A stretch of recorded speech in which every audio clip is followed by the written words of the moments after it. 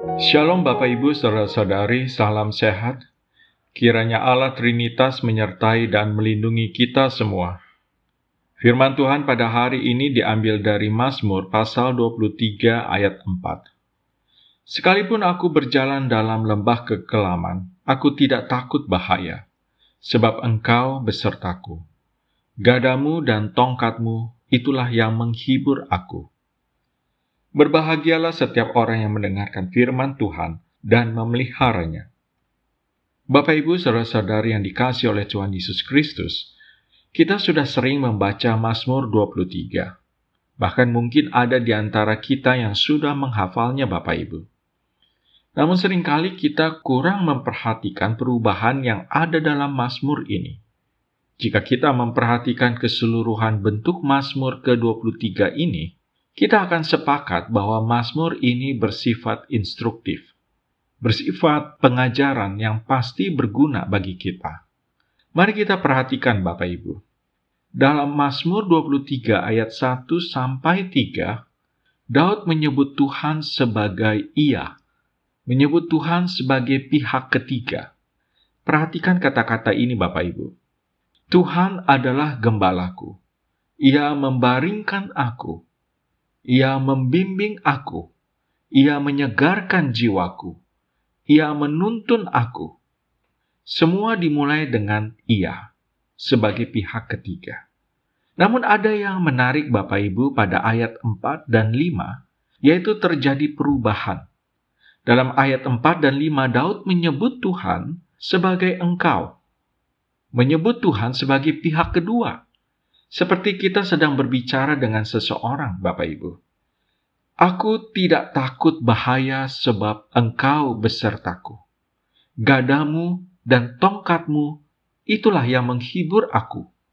Engkau menyediakan hidangan bagiku. Engkau mengurapi kepalaku dengan minyak. Kemudian, Bapak Ibu, dalam ayat 6, Daud beralih kembali dengan menempatkan Tuhan sebagai pihak ketiga.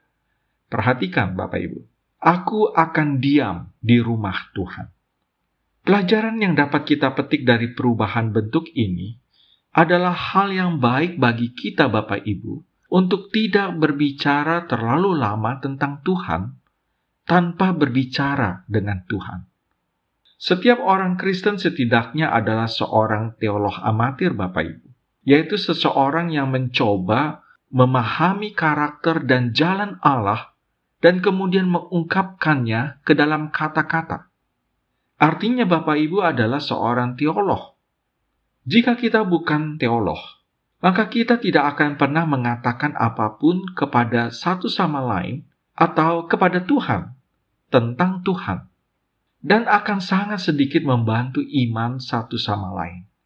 Tetapi apa yang kita dapat pelajari dari Daud dalam Mazmur 23 dan Mazmur lainnya adalah bahwa kita harus membangun teologi kita dengan doa. Kita harus sering menghentikan pembicaraan kita tentang Tuhan dan beralih dengan berbicara kepada Tuhan.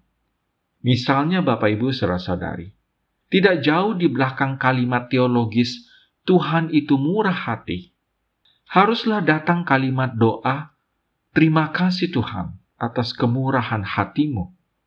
Demikian juga Bapak Ibu, setelah kalimat Tuhan itu mulia, haruslah muncul, aku memuja dan menyukai kemuliaan-Mu Tuhan.